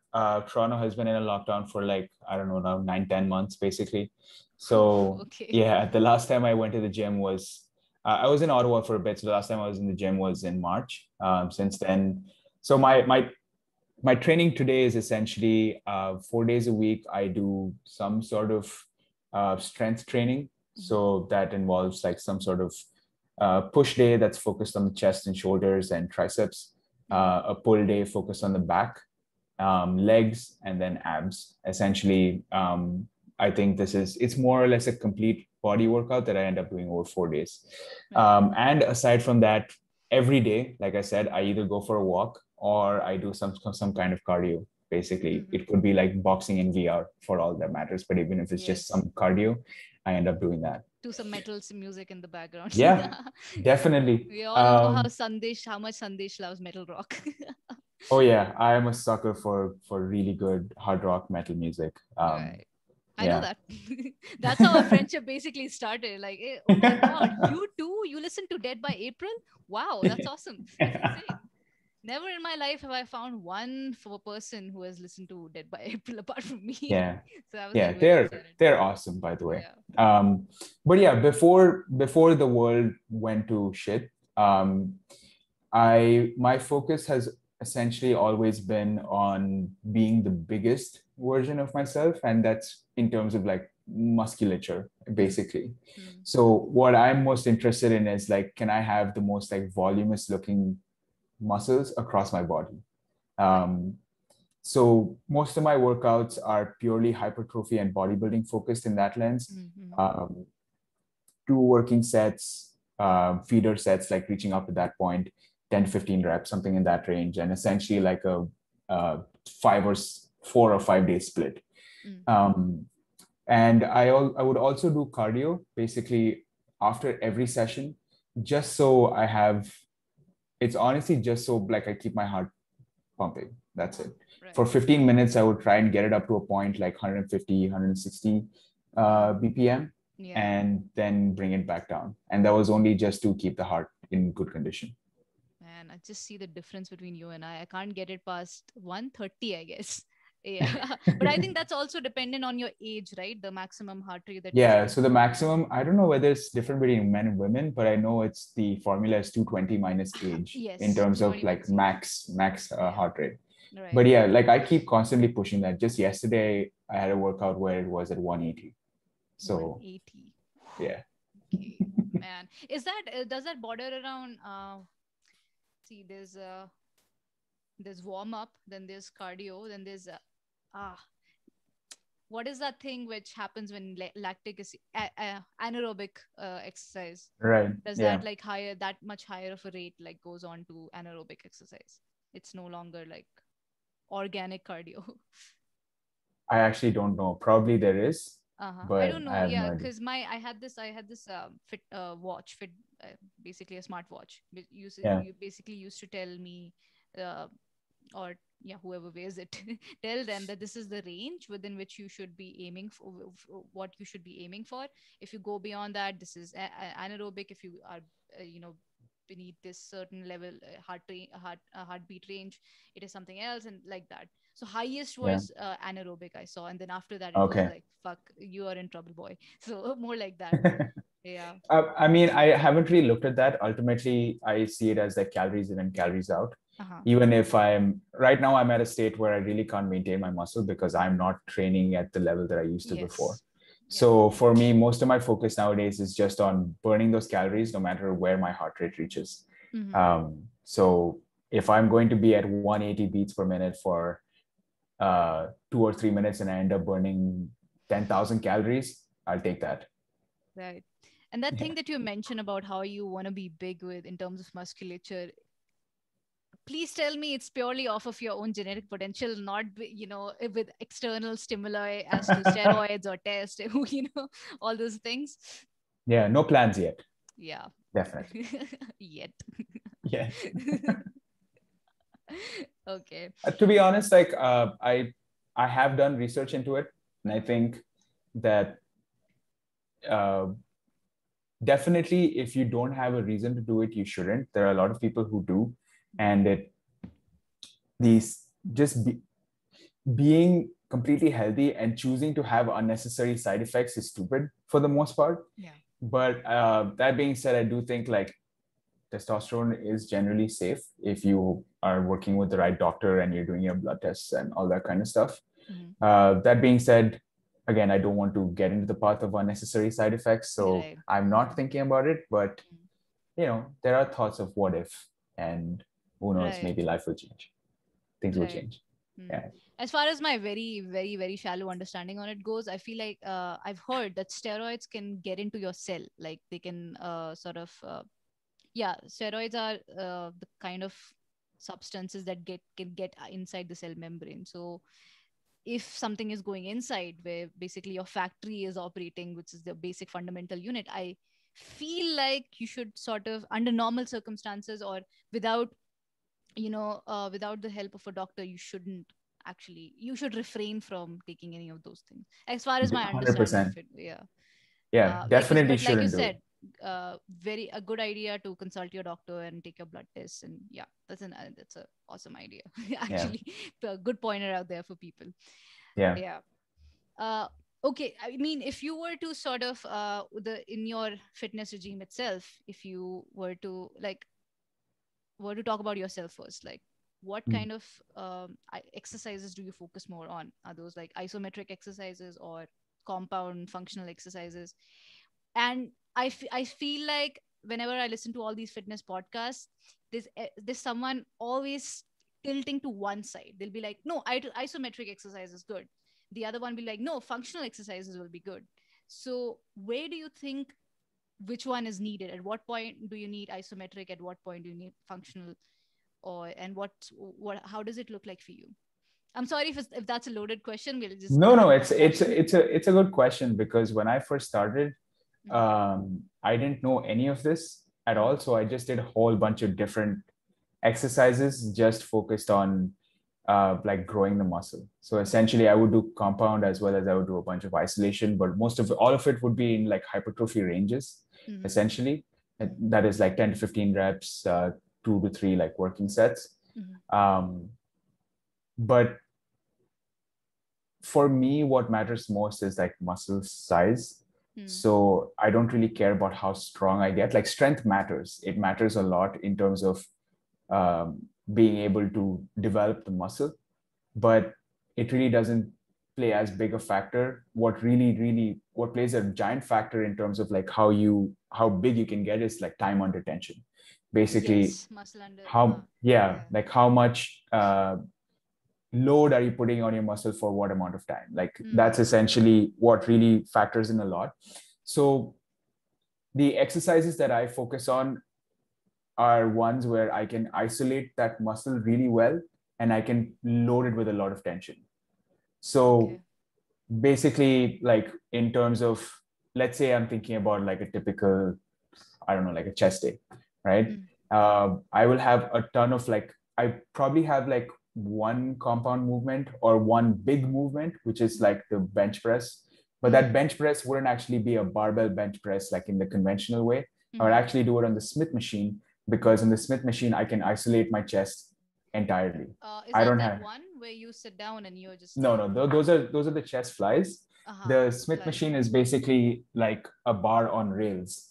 Like it, Yes. yeah, All right, so you yeah. lie down basically and then you Yeah, basically, yes. So okay. there's a conventional way of doing it with the barbell where there is no stabilization whatsoever. You have to push the bar up.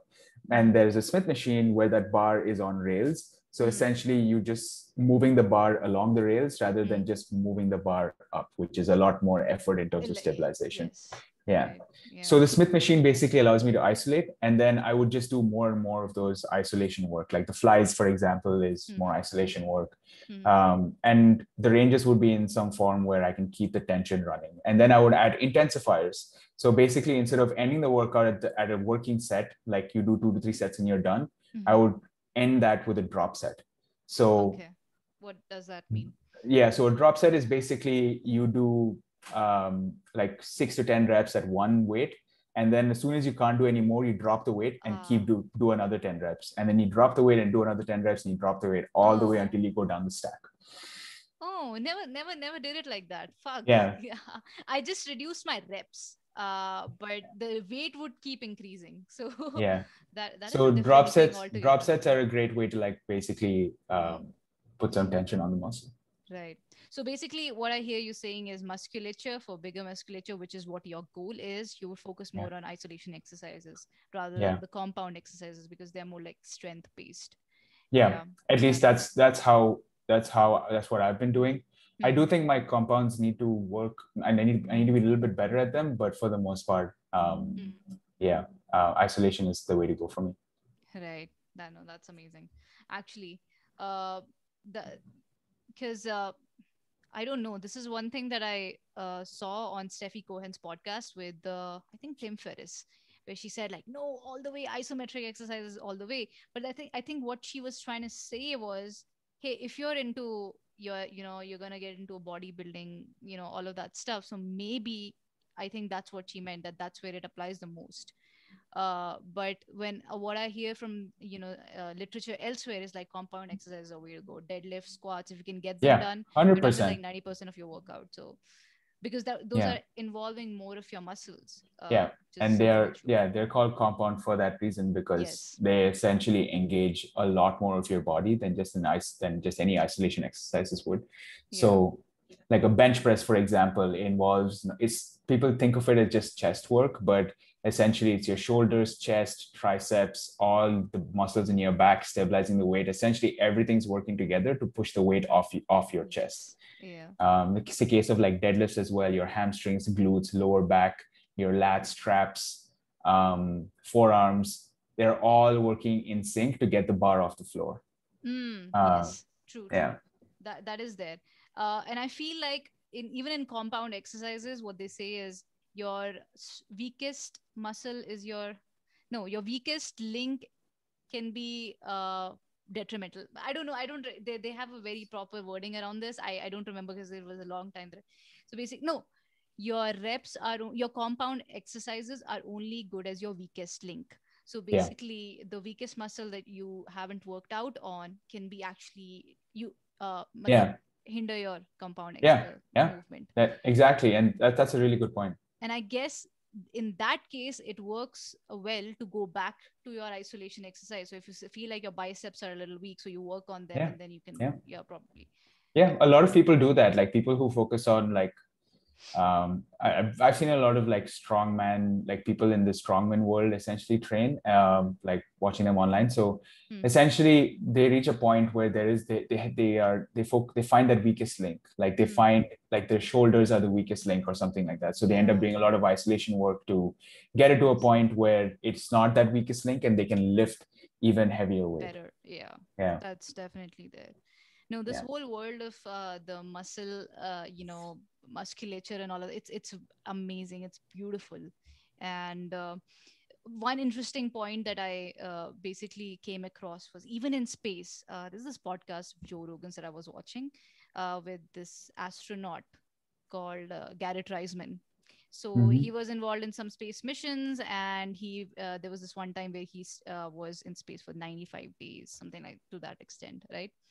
And this is what he said: when you're in a zero gravity space, hmm, your body just immediately adapts to it, and it starts losing bone density and even yeah, there's a lot of muscle loss. So if you have to stay in space for a very long time and come back to earth intact, yeah, they put them through fitness regimes, these compound exercises. And even when they come back on earth, uh I don't know, in some cases it's like they take 1 year to recover, but this guy apparently within 1 to 3 months I think he recovered, because he followed this. They're made to follow this fitness regime where they're made to do these fit exercises, because when you come back from a zero gravity space, your body is basically like, when it is there, it's basically like, hey, I do not need this muscle mass to hold me back, so it sheds, yeah, right? And then when they come back, they are basically, it fucks with your proprioception and all of those things, your movement, your positioning, balance, vestibular system. I don't know what all he said, that it fucks it. So you have to get it back. And these exercises, these compound exercises and all that, they help them a lot in recovering from that loss that they've gone through in space. So from what I understand, and I'm just not spurting out information just randomly. What I wanted, like the key takeaway that I want people to take from this is, first, your body, what I've understood up until now, is very reactive to external stimuli. It'll Yeah. react very quickly. So if you're not making use of your muscle, basically, if you're not using, you're losing it. Basically, it's just Pretty coming down much. to it. Yep. So, with people who are not taking physical workouts seriously and who have, sort of drowned themselves in their work, sitting in front of their computers, not exercising, doing nothing, your body is actually taking record of that, and it's losing those, there's atrophy of muscles taking place. And your physical environment is not going to go anywhere anytime soon. You're going to have to interact with it, and you're going to find a lot of difficulty in interacting with it because you're not using all your muscles and you're not using your body to the extent that you should be Yep. using it. So I guess that's sort of like a wrap that I want to do on this entire fitness discussion that we have, such an eclectic discussion that we had. I mean, please go work out. It's good. It's good for your moods. It's good for everything else.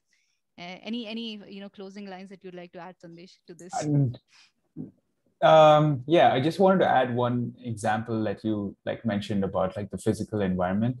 Mm-hmm. People who like basically don't end up moving a lot and like sit on their chair like all day long. Mm-hmm. What happens is your body doesn't end up using your hamstrings, which are basically like the muscles on the back of your legs, Yeah. as much. Mm-hmm. So they end up becoming tight. They end up becoming really tight. Mm-hmm. And just like the example in the space, because the body thinks it like the hamstrings don't need to function that much, essentially it fucks up your back. It Mm-hmm. fucks up your lower back, and you end up in Yes. situations where you could like slip your discs or Mm-hmm. anything like that very easily. Right. So 100% to your point, go and work out, get started today. Just do something, Something. basically. Yeah. Anything, it could be anything, like you want to do yoga, you want to Pilates, you want to do Zumba, it doesn't really matter. The point is go and work out and move, because that's how you will essentially set yourself up for success in the future. Mm-hmm. Once you've like, if you fucked up your back, for example, it's very difficult to come back and live that normal life again. So as much as possible, set up some sort of fundamentals for yourself that you can carry in your life moving forward. Very fundamental part. Very interesting thing that you brought out, because there's this guy who mentioned that this is all we tell. We don't try to control our kids. This is all we tell them: protect your head, your skull, your back, and your eyes at all cost. We're not going to control your life. You just need. And I was like, fuck, that is just such an important point. Yeah, funny you brought it up. And I was like, yeah, this is good to put across. Yeah, that was one hell of a discussion. Yeah. Anyway, so Sandesh doesn't end there. Let's tap into his creative side. So you mentioned you were involved in film production and cinematography. You've dipped your hands in content creation for a while. So for production and cinematography, you had Beans Entertainment, where you guys work on these very impactful award-winning short films. And for content creation part of it, you had your own channel called Beans Tech, basically Yeah. where you used to do these reviews of these latest consumer technologies in the market, ad films, etc. So you spent 3 years in dramatics and filmmaking, right? You didn't have any sort of professional background or sort of uh, familial background into it. You just learned it purely off of your own. uh, you know, and what part of production were you involved in? And let's just like get into that a bit. Like, what was the Yeah, for connection? sure. Yeah. I did do like a bunch of plays in high school, but those are like three of them for the most part. Mm-hmm. But I really got into filmmaking when I got into college. I Mm-hmm. really don't know. Again, this is a situation of I was interested in it. I had an obsession with it. There were other people, Mm-hmm. and we ended up just sort of like doing things together. So we really got into filmmaking. We started making a whole bunch of videos, and we realized we are fairly good at it when we made our first film, and people really, really loved it. Mm-hmm. So that's when we got a camera and we started making more short films. We sent them out to film festivals where they won a whole bunch of awards. Mm-hmm. But along with that, I essentially got into like a dramatics club where we did theater, like we did plays. Right. And I worked on things across the spectrum. I my first play I acted. I had one role, but I quickly realized that I'm not a great actor. Mm-hmm. I can act, but I'm definitely not that good. Mm-hmm. So instead, I started doing a whole bunch of other stuff like sounds and sounds and light, and directing and writing and all that stuff. But yeah, even though some of my time was spent in it, most of it was in filmmaking. And since we realized we were good at making films, we also realized, hey, you know what, we could probably make money, which is where the whole ad films thing came from. We thought, hey, you know what, we can just like get it out to clients and make films for clients and make a whole bunch of money. We don't have to be poor in college. So let's do that. And as we kept doing it even more, a few more of my friends got into it. Today, they are doing insanely well. Like one of them is an actor in Bollywood, up and coming Instagram star, to put it lightly. Kunal Khan, is it? Yeah. Right. So so we started doing that a little bit more, and then we also realized that we can do even more with it. So that's when we built like the two channels that you mentioned. One of them was focused on sketches, comedy sketches and films. We managed to rack up like 1.5 million views in 6 months, which was pretty good. Like, and most of it was on Facebook for the most part, which was really like a validation for us that we can do well. And the other one was technology, because we're just so interested in it. Like, essentially my conversations with friends are about like the latest graphics cards, the latest consoles, the latest anything consumer electronics for the most part. The latest VR headset, anything like that. So we wanted to have a channel where we talked about it and told people, like, just gave them honest opinions and ideas about what are the things to buy, what are the things to look out for, stuff like that. So that was a channel that we built. We were ranked as the most up and coming tech channel or something like that back when we started in 2016. And we managed to get around like 450K views or something like that in a couple of months. So it was, they were short-lived though, for the most part. I think mostly because the other people that I was working with, like Kunal and Neeraj, they realized that they wanted to be more deeply involved in Bollywood, like essentially the real actual filmmaking. And I realized that making money on being a YouTuber is not easy. And it's a long road. It is indeed. Yeah. But you scaled up pretty fast. 6 months, 1.6 million views. We did really well, but like for that scale, we still didn't start seeing money. And I also think the ecosystem wasn't actually developed at that point. Like today, if you have a really good platform, you can get sponsorships. You can do, you don't have to just YouTube ads. Somebody can pay you to have pre-rolls, mid-rolls, end rolls, and you can litter the video with ads. It's a very new concept that just started like quite recently, like 2 years ago or something like that, 3 years ago. But at that point when we were doing it, it wasn't there as much. So to me at that time, it seemed like making money off of this is impossible. So I'm going to try and make money doing something else. Right. Okay. Now this is actually what my question was going to be, like, how did you had such passion for filmmaking, and how come some of your friends, springed into that branch completely, and you were like, no, I just want to have a way out. So yeah, you perfectly answered that question.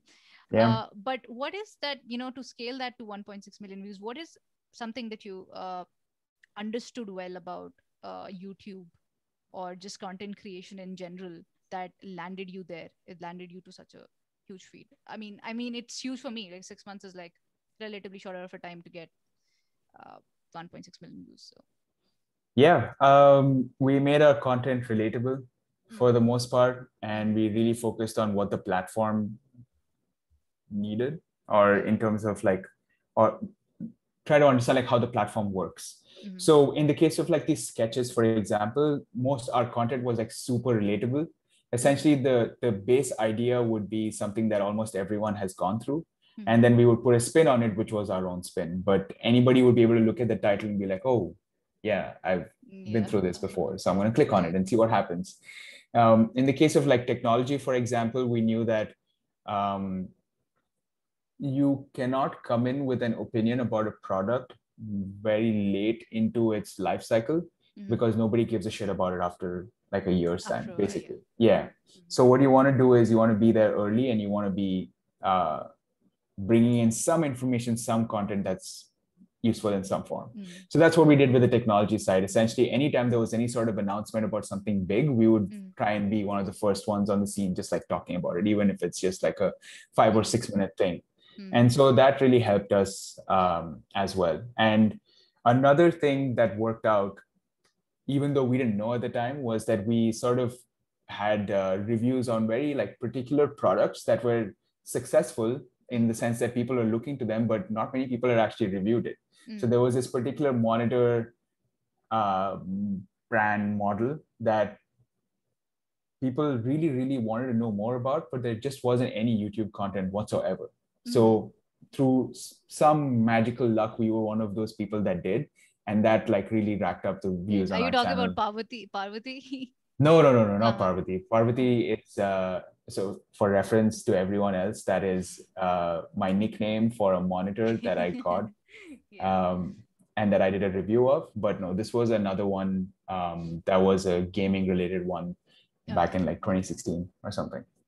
So how did people approach you? Did you buy those products, or companies just told you like, hey, we're going to send you a box, ship you a box of this product and just use it and just do a review? Was it like that? So it was like that. Like we essentially, so we did reach out to the first few ones, and then we used that as a showcase for other companies. Basically, how we started was we started making reviews of our own, like the stuff that we owned.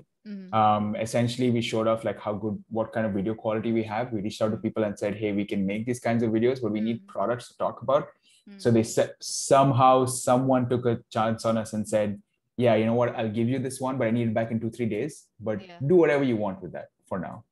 And we did well with that. And then we reached out to more people and they realized that we are a thing. So eventually we started having a whole bunch of like products flowing in and making videos on them.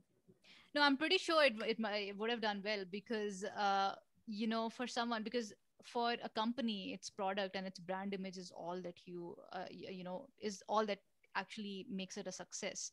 And now when you're trusting it in someone's hands, someone who has not done it professionally, or who's just new to this whole thing, I can only imagine that it might be so difficult, because they're like, what if it fucks up with the brand's image? What if they don't do it right? What if they don't put it right? So I can only imagine that you would have done this so well for them to be like, yeah, go ahead, take this product, return it, take it, but please review it properly and whatever. And yeah, I saw it in the comments. It reflected in the comments when people were like, this is so relevant. This is how a product review should be done. Yeah, a very engaging product, what would we call reviewer. Yeah, it was fun watching you. Yeah. Okay, I didn't touch upon one thing about the whole film thing, the award-winning films that you. So what were this? What are the names of some films that you were involved in? Like from what I understood, you were technically involved in film, shooting and all of that. What are the some of the movies out there? Because I tried to go to the link, but I couldn't find anything. I just could find Mecca, which I didn't understand. Yeah. Yeah, a lot of views, but I just didn't understand it. And the other one where if professors were allowed guns. That's a crazy one. So I actually wasn't involved in either of those. Those were like what Kunal and Neeraj did. There's a bunch of other ones. I think there's one called Captive. The one that I worked on was called Khat. Khat, the letter, because we were so cool back then. Yeah, I know that. The letter.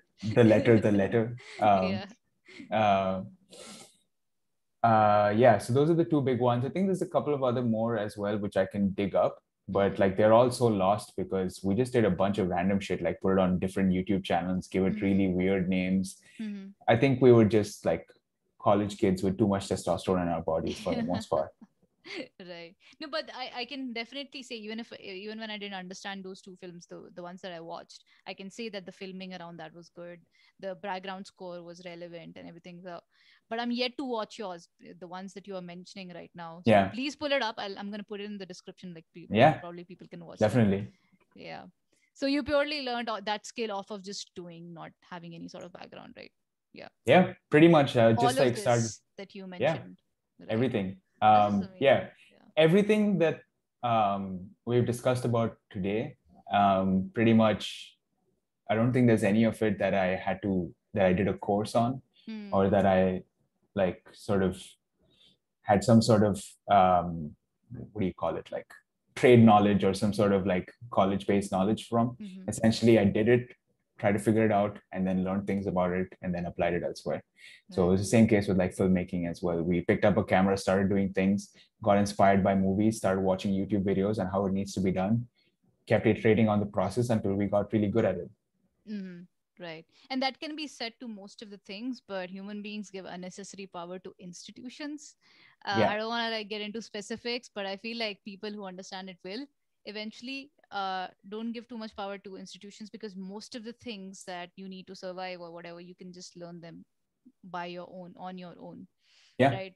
Like I can understand why law would require a degree, or why medical field would require a degree. I understand that why it would, require a specialization. But if you're not into that and if you're doing something else, you can learn almost everything on your own, and you don't need to give power to, you don't need to be stressed about whether you're having a job or not. Look at Sandesh, a perfect example. And yeah, I'm not. you've been earning since, as far as I can like gauge, you've been earning since you left college, right? Basically, you didn't have to go through any sort of like Yeah. financial crunch or any of Yeah. those No, things. I no, not touch wood, not so far. Hmm. But who knows? To be But honest, who like, knows? But anyway, you survived 8 years without that, like just learning things yeah. off of your own. That's a very impressive feat. Yeah, that's definitely wonderful. And Yeah. yeah. I mean, yeah. I honestly, it's an interesting, it's interesting that you brought that up because just yesterday I was having a conversation with a bunch of people about MBA versus not doing one. I got Oh. heated, to say the least. People were mad. Yes, I do believe that like you shouldn't give your power to institutions, and you can learn a lot of the things if you're just willing to do it. Definitely, there are cases to be made where you might need the knowledge, or you just don't have another option, or if it's just your preferred way to learn. I Yeah. think those are all like fine cases, but ultimately, like anyone, and this is even if you say that I'm impressive and I've done all of this stuff, ultimately, I believe Mhm. that anyone can do it. Yeah. If you are willing to stomach the risk and be comfortable with ambiguity in some form, that Right. nothing is figured out and you have to just go through it, Yes. Hmm. you'll be able to achieve a lot. So But it's you safe to just say that you swallowed the red pill in life. yeah, Yeah. I think so. That's wonderful. No, that's very interesting. Yes, I mean, needless. I'm not saying that I'm not hyping you, as you always tend to complain that I always hype you. No, I'm not Yeah. hyping you. These are impressive things to talk about, because there are a lot of people who feel pressured into, say, doing masters, or doing something specific which they don't need to, right? Hmm. So I guess people like you can sort of act like a beacon to them of hope. Be like, hey, things, we are blessed with this powerful machinery out there that sits on top, and that gray matter can actually lead you, to a lot of places. You should just be open to, opportunities and things around, Yeah. and learning them. It'll do on its own. You just have to set the intent. I think the whole computation and everything, that whatever is involved is done by the brain itself, so you don't even need to worry about everything to the last detail. So I, Yeah. I know I'm simplifying it, but I think intent is good to start with, and setting the ball rolling then. Yeah. I think like Yeah. sorry, just to add on there. No, go on. Yeah. Um, One of the fundamental reasons like I operate this way is because and this goes back to the note that I'd sent you before we got on this, which is about my personal belief that life is meaningless and that Mm-hmm. there is no purpose to anything Mm-hmm. around it. Mm-hmm. So when I think about uh, all the things that I've done, essentially for me, it was making the most of that time, making the most of that opportunity, and just doing what I really wanted, Mm-hmm. because there are no steps to be taken in life. There is no like higher purpose to achieve. There is nothing. We're all Yeah. just here to do a bunch of random stuff and hope we can survive it all. That's Yeah, it. even if there's a purpose, we don't know it. We are just creating Yeah, stories around it. exactly. Just like Yeah, randomly we were like an amoeba, where we were a single celled organism. We sort of yeah, evolved to multi-celled organisms. yeah, We do not know what the purpose is. It just keeps on yeah. evolving. through some sort of like very random stroke of Yes. events, combination of events, we all ended up Yes. here as Yes. human beings, sitting in buildings and having podcast conversations and all that kind of stuff. Exactly. So to anyone who comes and tells me like there's a purpose, like you need to go and help people and solve problems and all that stuff, Mm-hmm. I think I don't believe that, because if I look Yeah. to where we are here, it just Hmm. seems to be a bunch of very random things put together, Yeah. And we don't mean to right? be insensitive, but that's how it is actually. That's how it is. So Yeah. for me, like in terms of doing anything, that always sits at the top, or at least it's like one of those pillars where Mm. I have concluded that life is meaningless and just need to do most of what I want to do and just Mm-hmm. make it fun and interesting and challenging, and wholesome for myself. Mm-hmm. So that's where the idea with being comfortable with risk also comes from, being comfortable with ambiguity also comes from, Yeah. because I don't think you need to have your life figured out. It'll Yeah. just happen. But if you understand that it is just a thing for you to enjoy and just make the most of, you'll be more comfortable with it. Yes. Yeah. You'll eventually figure it out along the way. Don't need to worry Yeah. about anything. Yeah. Yeah. That's definitely it. So looks like you have already covered what I wanted to ask you next. So Oh no, I've been yeah. doing a lot of that. I'm so sorry. Yeah, you have like this. We were discussing it in the last podcast that I had with Priyanka, and we were like how you could predict things. Uh, and there's this one time when we were back in Bangalore, were like, Preetham and I can just predict things these days. We can just we can just know. We just know. And that's what Priyanka was discussing in her podcast, the first podcast that I had with her. Like, Sandesh, I didn't know at the time when I was quitting, I didn't know what it was gonna be. And you were like, Priyanka, I know it's gonna be music. And this is where she ended. Yeah, so we were discussing about how you just know, but that also adds to the flow of this conversation. You actually, there were like 2 3 points in this entire conversation where you just answered them without me having to ask, which really, points to the flow of this conversation. Is very Yeah, uh, makes it easy to be a it makes it host. easier. Right. So I am gonna end this with a round of trivia, which I like, just to make things engaging. I just like ask a couple of things from people. Yeah. I know it's kind of lame, but just answer it, man. So, Okay. Okay. Yeah, I'm going to just answer it, man. Let's all do right. it. Okay. Since you are involved with workouts, what's your favorite workout day? Oof. Recently, it's been chest. Chest. Yeah, I Yeah. love working on the chest for sure. Before that was legs. Mm-hmm. Yeah, Yeah. that's awesome. Yeah.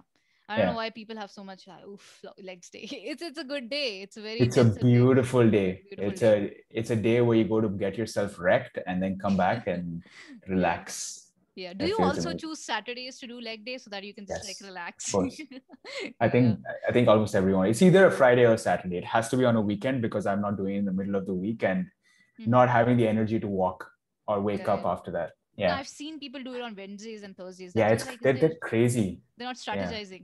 Yeah. Yeah. Or they're uh better risk takers than us. So who knows? yeah, maybe delay of gratification. That's Yeah. also, yeah, there. Yeah. Thanks for bringing that up. Yeah. One way to look at things. Second, you also mentioned that you are very excited about the big game of the world of gaming.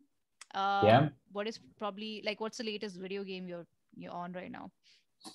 Right now I'm playing Returnal, which is this new game that was released for the PS5. Mm-hmm. It's essentially like, have you seen Edge of Tomorrow with Tom Cruise? Uh, I know about this. I haven't oh, watched it. sorry, is it Tom Cruise? I forget, whoever it is. But basically, like when you die, you restart. Like you start all the way from the Huh. beginning. Mm-hmm. So that's the kind of game that I'm playing. But I also play a lot of Call of Duty and like curse Huh. people on the internet. I do Right. quite a bit of that. What do you think is the best video game out there, according to you, that you had so much fun that's just playing?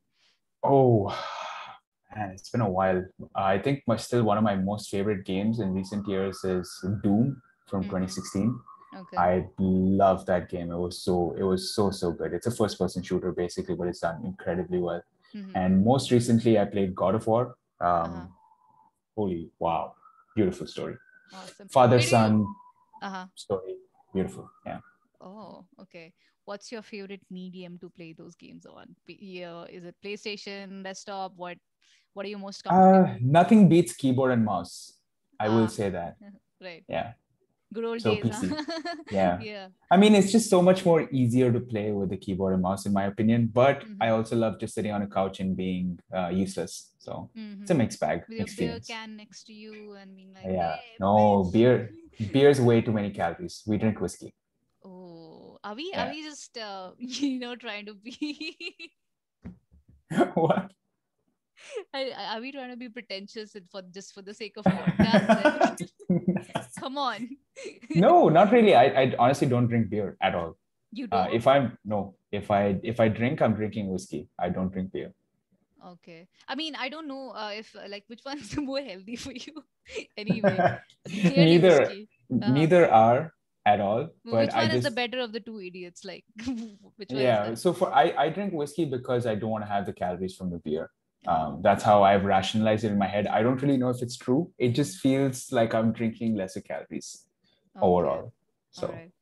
yeah. No, so that actually that is not involved in the trivia, but then I'll ask you that. Which one is your favorite whiskey? Yeah. Um, I wish you did ask me that because I am not a whiskey connoisseur whatsoever. if someone Names? gives if someone gives me whiskey, I will just drink it, to be very honest. Ah, Like okay. yeah, but I've been having a lot of like JD honey lately. Um Never heard of and that. yeah, Jack Daniels Tennessee Ah, honey. Yeah. okay, JD. Tennessee honey. Okay, I didn't. Okay, right, right, right. Either it's Tennessee Oh. honey or it's honey, but yeah, Mm-hmm, that is really good mm-hmm. right now. Okay, last. I don't know. This is what I've gotten into personally, like trying to Yeah. understand this. So, thoughts on cryptocurrency? Should people do it, invest in it, or not? Basically, just briefly. Hmm. Good question. Have I've you been honestly investing or no, no? I haven't at all. I think I missed the train on that like quite a long time ago. I still Mm-hmm. think that there are other things you can invest in terms of cryptocurrency, but Mm. to be honest, like I don't know enough about the cryptocurrency world, but I wouldn't because I don't think that it has any value in the system. Oh, But okay.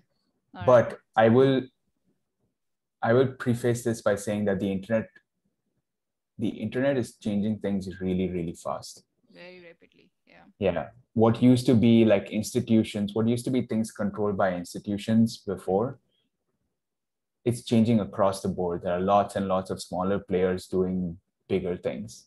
Right. And the and power has distributed across the board. What used to be Yeah. just centralized is now Highly spread across. decentralized. Yeah. Yeah.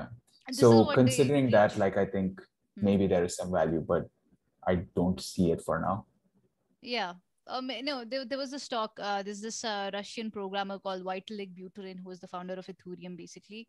And Hmm. I was watching that talk, like in piecemeals. I was also watching this podcast with another bunch of folks. And then there was this, I think you know about Lex Friedman or however he's pronounced. Yeah, so they're doing a talk, and this is what he was emphasizing basically on like the power is no longer concentrated to those people.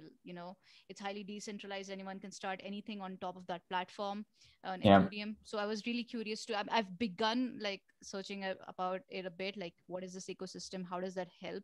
And to your point, when you said that the internet is rapidly advancing, you do not know that maybe it's like the next thing. So Yeah. you never know.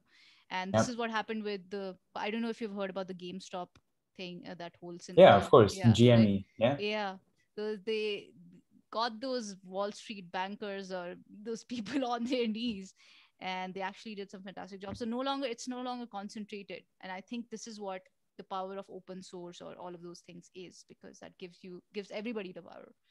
I do Yeah. not know what the long term implications of it are, which but we definitely like worth considering and like studying on. But Yeah. yeah, definitely. All right, Yeah. man. So seems like quite a long conversation and Yeah.